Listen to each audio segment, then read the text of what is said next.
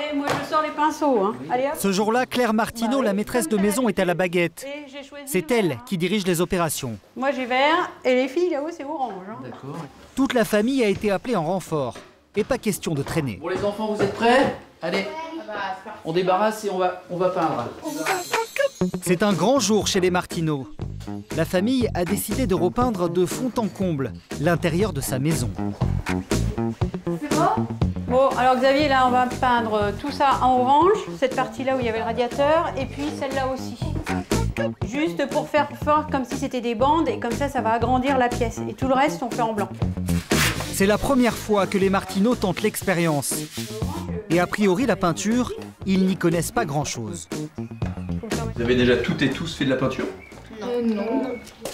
On a vu Valérie Damido, mais non. On a pas fait de la peinture. Mais cette fois, il n'y a personne pour les coacher. Commence à faire. Et dès les premiers coups de pinceau, la famille se rend compte que c'est loin d'être gagné. Attends. Je vais t'aider. Mais une fois ces petites erreurs techniques passées, le travail va se faire très consciencieusement. À chacun sa chambre et sa couleur. Orange flashy pour les enfants et vert pomme pour Claire. Ah, ça va faire printemps, hein? Ah, dis donc.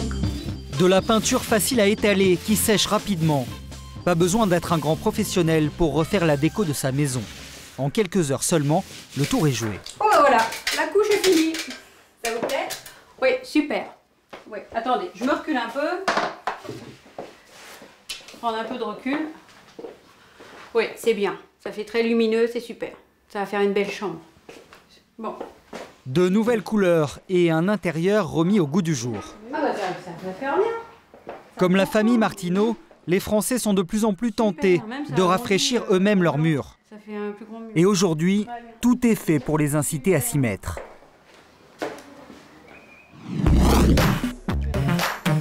C'est le concept du do-it-yourself, tout faire par soi-même. Les émissions de déco et les magazines y sont pour beaucoup. Et les marques ont rapidement suivi le mouvement pour conquérir un marché qui représente en 2009 près de 600 millions d'euros. Et elles rivalisent d'innovation pour séduire le public. Des couleurs et des styles renouvelés chaque saison en fonction des modes. Des peintures de plus en plus simples à utiliser. Il y en a désormais pour tous les goûts. Résultat, alors qu'avant on attendait vraiment d'avoir des murs décrépits pour repeindre, c'est en moyenne tous les 3 ans que les Français sortent désormais leurs pinceaux. Alors comment la peinture est-elle devenue tendance? Qui sont ceux qui profitent de cet engouement? Que payez-vous réellement lorsque vous achetez un pot de peinture? Voici crème de peinture. Avant, la publicité pour la peinture, c'était ça. Une panthère noire pour célébrer une peinture blanche. Dans les années 80, le choix de couleurs était plutôt limité. Renversant, non? Mais aujourd'hui, fini le noir et blanc. Les marques veulent en mettre plein la vue. Dans ce spot de 2010, on vend de la peinture, mais aussi du rêve. Des images tournées partout dans le monde, du rythme et surtout énormément de couleurs. Une campagne de pub à plusieurs millions d'euros. Les fabricants ont transformé un simple produit de bricolage en une matière tendance. Et un rapide coup d'œil dans les magasins permet de s'en rendre compte. Ici, au rayon bricolage, on trouve pas moins de 500 références sous des dizaines de marques différentes. Du luxe Valentine, Tolins ou V33. Et il y en a à tous les prix, 27, 39 ou 48 € le pot. Monsieur, bonjour, vous souhaitez un renseignement, monsieur? Bonjour, oui. Le maître des lieux ici, c'est Christian, le vendeur. 21 ans qu'il conseille les clients. Bonjour madame, vous souhaitez un renseignement? Là, vous avez une super peinture. Et on comprend vite pourquoi Christian est très demandé. Peinture sur carrelage ou mural, acrylique, satin, glycéro. Il y a de quoi s'en mêler les pinceaux. Moi, je comprends rien personnellement. Je pensais qu'on prenait un pot de peinture, on le mettait et puis c'est tout. En fait, il y a 3 couches à mettre, je comprends rien. Et côté couleur, il y a aussi l'embarras du choix. À côté des teintes classiques, sont nées des centaines d'autres couleurs aux noms très exotiques. Vert bohème, jaune vanille ou marron paprika. L'imagination des fabricants est sans limite. Karim, t'as plus de chanvre? Tu vas en recevoir? D'accord. Il n'y en a plus parce que ça marche très bien. Ah oui, c'est un coloris qui est... C'est un peu taupe, ça marche très bien ces coloris. C'est à la mode. Tu veux pas faire plutôt comme... On se croirait dans une boutique de prêt-à-porter. Car aujourd'hui, en peinture comme dans l'habillement, il y a des modes. Et pour rencontrer ceux qui les lancent, il faut se rendre aux Pays-Bas. C'est ici, à côté d'Amsterdam, que se trouve le numéro 1 mondial du secteur. AkzoNobel, une multinationale qui vend chaque année pour 5 milliards d'euros de pots de peinture partout dans le monde, sous des dizaines de noms de marques différentes. Et parmi elles, Dulux Valentine. À quelques mètres de l'entrepôt, un petit bâtiment inauguré il y a 2 ans et baptisé le Centre Esthétique.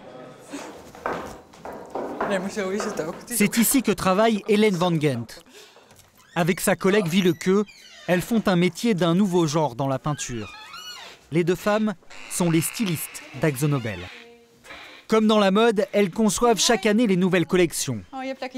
Et tout le problème dans la peinture comme dans le prêt-à-porter, c'est de savoir à l'avance quelles couleurs vont cartonner. Ici, on a un panel de 12 000 couleurs différentes. C'est à partir de ce panel que l'on choisit les couleurs des peintures qu'on va vendre. C'est un travail qui demande beaucoup de concentration. On a le droit de faire toutes les combinaisons imaginables. Un nuancier géant dans lequel Hélène et Willeke vont puiser pour imaginer la nouvelle collection. Et pour orienter leur choix, elles s'inspirent de tout ce qui les entoure. Cinéma, télévision et surtout les magazines de design qu'elles affichent sur les murs.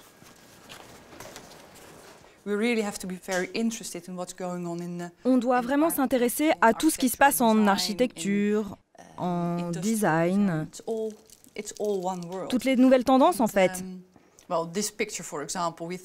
Cette photo par exemple, elle nous a beaucoup inspirés. Parce que sur un simple mur banal, ils ont mis un papier peint très différent de ce à quoi on pouvait s'attendre. Et dans les pages de ces magazines, les 2 stylistes ont repéré une teinte qu'elles verraient bien comme le prochain best-seller de la marque. Parmi la cinquantaine de violets de leur palette, elles ont jeté leur dévolu sur ce parme. Je pense que c'est une super couleur pour les chambres d'enfants, par exemple, pour une chambre à coucher. Si on le mélange avec le blanc, ça donne beaucoup de fraîcheur. Je pense que c'est une belle combinaison. C'est un violet clair, mais il y a aussi un peu de noir qui donne un aspect mature à ce violet, plus adulte. On va le prendre, je pense. On va le garder. Mais une couleur tendance, ça ne suffit pas pour en faire un produit qui marche. Aujourd'hui, pour séduire les consommateurs, une peinture doit remplir un autre critère essentiel. Être très simple à utiliser. Jusqu'à présent, repeindre son intérieur, ce n'était pas franchement une partie de plaisir. Il fallait passer une première couche, puis une seconde, voire une troisième. Sans compter un temps de séchage infini et de fortes odeurs.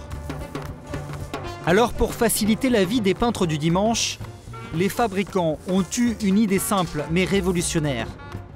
Inventer une peinture monocouche, applicable en seulement quelques minutes.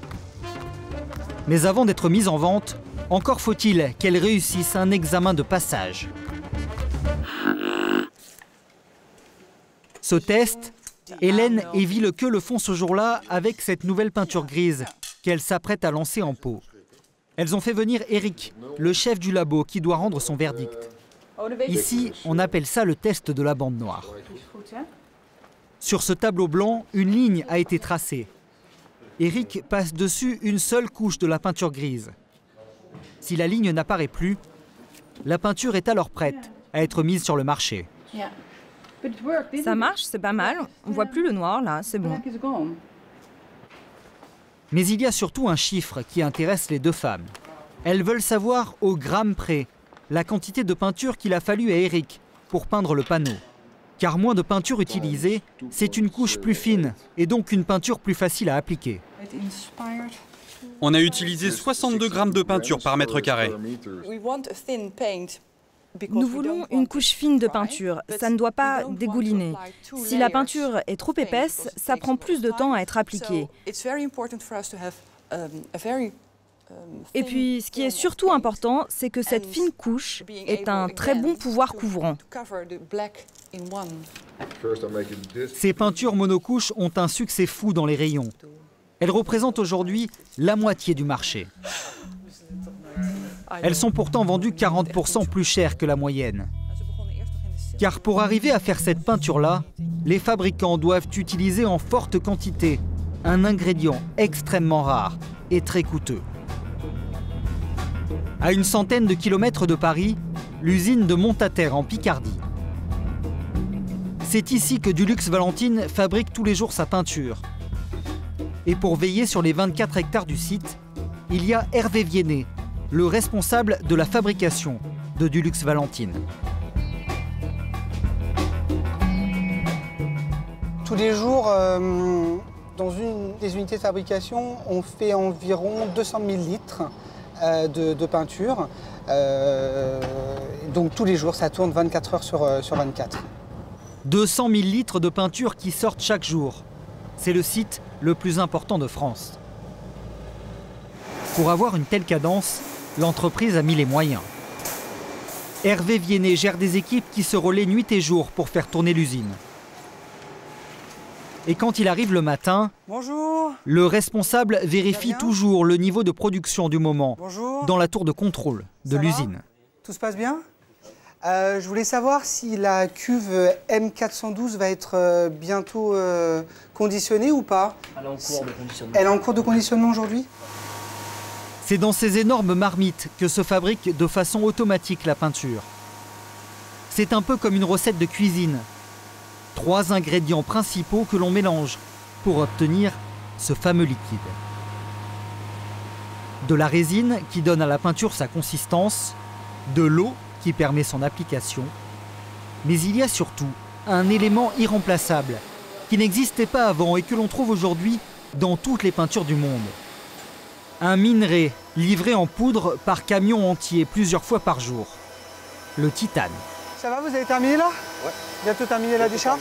D'accord, ok. Là, il y a combien qui vient d'être livré? À peu près 24 600 kilos. 24 600 kilos, d'accord, ok, très bien. Donc là, c'est dans la cuve? Dans les silos qui est C'est dans les silos. Voilà, c'est ça.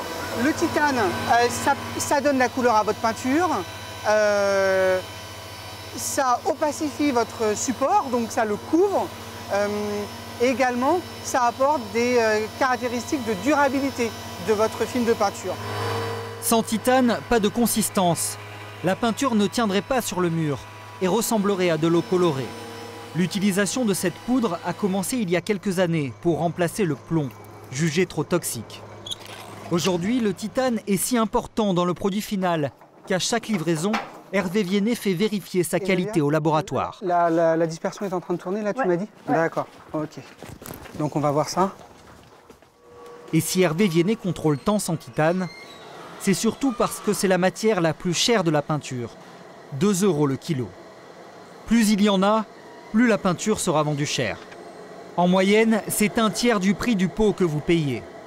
À ce prix-là, le chimiste doit être certain que la qualité est au rendez-vous.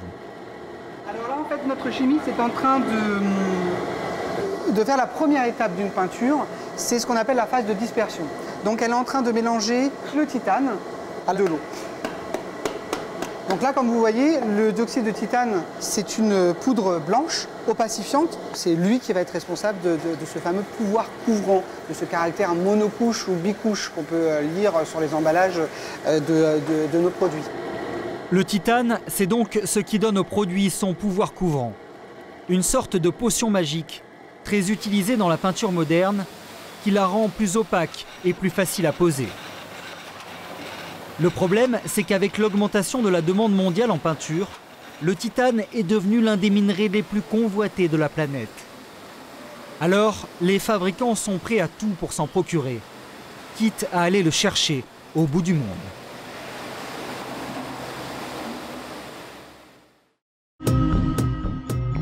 À 10 000 km de Paris, Madagascar. Une île grande comme la France, mais l'un des pays les plus pauvres du monde, où les 3/4 des 20 millions d'habitants vivent en dessous du seuil de pauvreté. À l'extrême sud de l'île, Fort-Dauphin. Avant, c'était un simple village de pêcheurs coupé du monde. Mais il y a quelques années, la découverte d'un trésor a bouleversé la vie de tous. Le plus gros gisement de titane au monde. La nature a fait place à cette carrière de 6000 hectares et ce port flambant neuf. La première multinationale minière, Rio Tinto, qui possède les quelques rares autres gisements de la planète, a dépensé 1 milliard de dollars pour cette nouvelle exploitation. La firme a aussi injecté de l'argent pour construire des écoles. Elle a embauché des centaines de Malgaches et créé une immense route de bitume, celle qui mène à la mine. Shall we go? Ben Baxter est l'un des premiers étrangers à être arrivé ici. Rio Tinto l'a fait venir d'Angleterre quand la mine a ouvert l'an dernier. Et il a beau être le manager général, quand il arrive sur le site le matin, il doit montrer patte blanche.